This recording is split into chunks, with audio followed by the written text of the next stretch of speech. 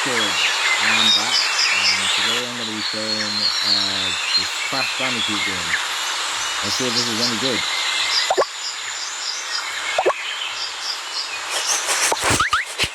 Tap to run.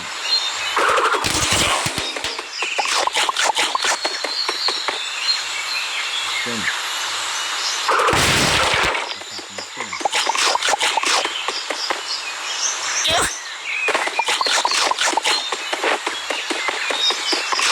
This is similar to Temple Run.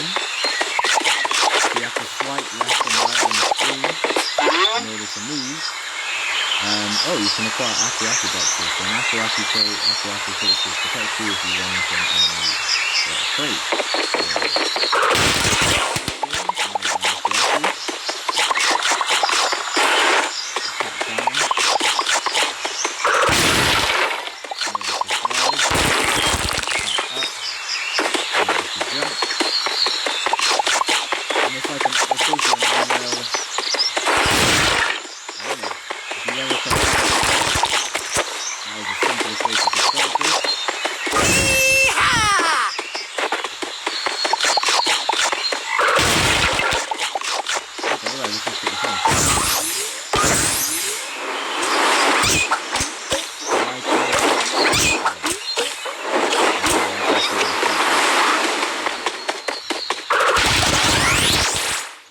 You have an Aku invincibility.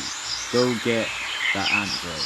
Okay, so that's different from the normal Crash Bandicoot, because in the regular Crash Bandicoot game you have to get 3 in order to get a gold one, but you have to get 2 in this. So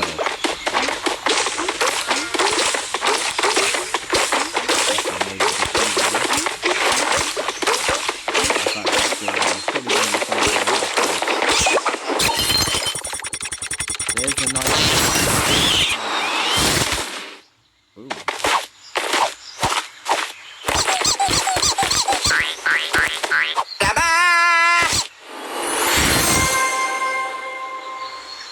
okay, that was very simple and easy to do. If you play Temple Run, exactly the same controls.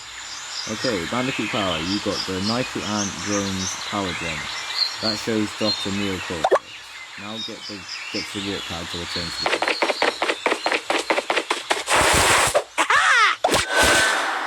Download the whereabouts of other dimensional threats.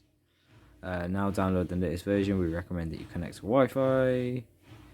If you have enough. 481 megabytes. So make sure you have 481 megabytes available on your device in order to download Crash on the Run and its updates.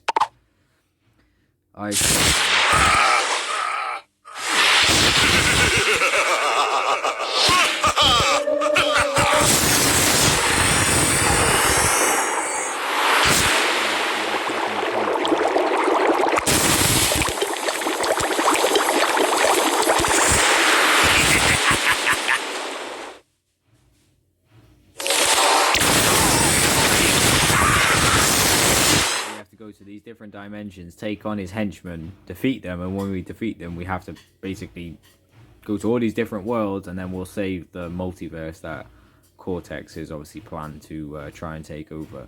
So this seems alright, to be fair, for a little mobile game.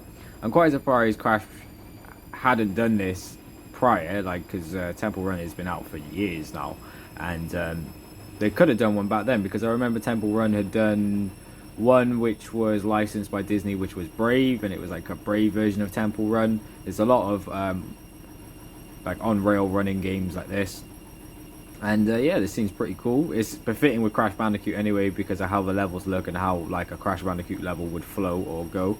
Art style is okay. Obviously it's a bit more dumbed down for how it looks compared to Crash Bandicoot. It's similar to how the new Crash Bandicoot looks. Plays pretty decent. There's no problems with the controls. Like I said, it's literally like if you want to go left, swipe left. You want to go right, swipe right. You want to slide, swipe down. You want to jump up, swipe up. And if you want to spin, you just tap the screen. And that is pretty much the controls. They changed it so that you didn't have to get 3 Akus. They've changed it to 2. I think that's just to make it easier for people. And when you get 2, you get this like invincibility mode where essentially you can't be hurt for a short period of time. If you get 1, obviously if you get hit by an enemy, Aku will take the damage instead of you. You collect apples as usual, and you smash crates, and you just move out of the way of obstacles, jump over obstacles, defeat enemies, and basically run through levels, and obviously try and collect as many apples as you usually do in Crash Bandicoot games, or any games that have a collectible aspect to them. But yeah, it seems alright, to be fair. I'm probably going to continue playing this even after I've finished doing this video, because I like Crash Bandicoot, as you all know. I play Crash Team Racing, not too much anymore, but I used to play it quite a lot. I played the Crash Bandicoot games, like several of them.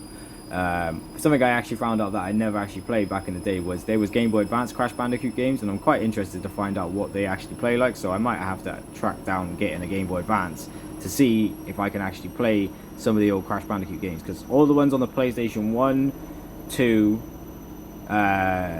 3...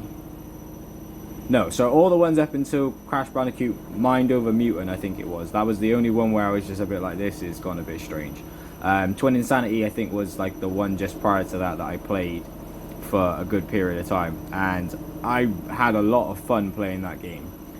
It had a weird little aspect to it, because you could play as Cortex and you could play as Crash. You could also play as Nina, which was like his robot created daughter, cyborg android daughter, I guess. That was a cool little game. The art style changed a bit, but I'm glad that they brung back Crash Bandicoot and they remastered obviously 1, 2 and 3, and obviously with the Twin Insanity, Insane Trilogy. Twin Insanity is the game. Insane Trilogy was 1, 2 and 3 that they brung back. They obviously brung back the 3 Spiral games as well. Then they made Crash Team Racing Nitro Fueled, which is the 2 older Crash racing games combined together with all the tracks, with some new added characters and some new aspects to the game. And it's not as easy as what people may think. It's not like Mario Kart, where even in hard you can get to grips with it and win easily. You have to make sure you power slide, you have to make sure you drift, you have to make sure you're using your power-ups, you have to make sure you jump when you have to, use shortcuts. It's not one of them easy games, if you know what I mean. So you have to put in a lot of effort when playing Crash Team Racing Nitro Fueled, now the newer ones. But I do still play it, but I only normally play it when I have a couple people over, because playing it online I get washed, but playing it with friends I find it to be a lot of fun. So yeah, that's a racing game that I would say that you guys should check out, especially if you've got kids, because it's good to be played with like more than one person.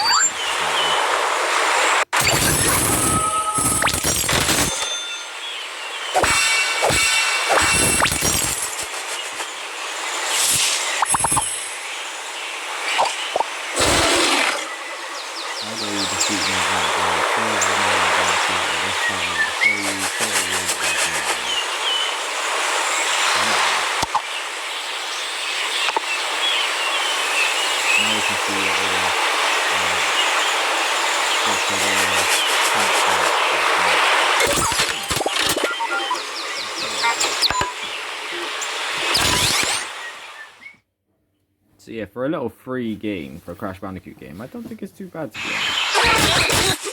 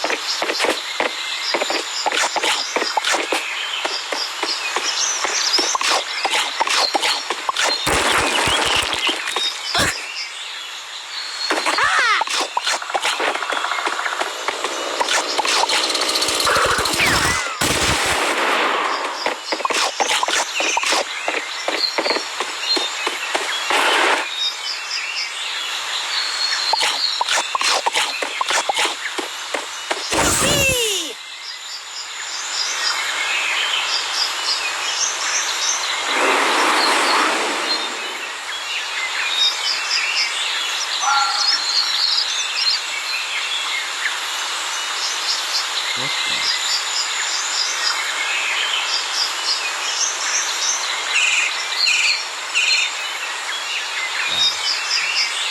That's just tough.